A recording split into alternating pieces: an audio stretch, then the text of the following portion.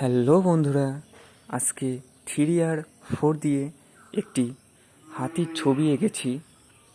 প্রথমে 3 এঁকে নিলাম, তারপর 3 দিয়ে হাতির সুরটাকে শেপ করে নিলাম। এবার চোখটা এঁকে নিলাম, হাতির দুটো দাঁত এঁকে নিলাম। এঁকে নেওয়ার পর তারপর ওপরের শেপটা দিয়ে নিলাম। পেছনের পাটা এঁকে নিলাম। তারপর হাতির মাঝের যে শেপটা সেটা দিয়ে নিলাম। তারপর সামনের পাটা এঁকে নিলাম।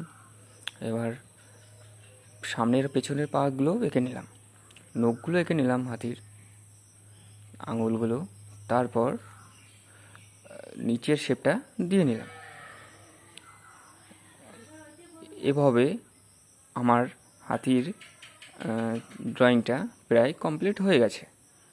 তোমরা যদি এরকম মজার মজার ছবি আমার এই চ্যানেলে দেখতে চাও, তাহলে অবশ্যই কমেন্ট করে জানিও যে কেমন হয়েছে।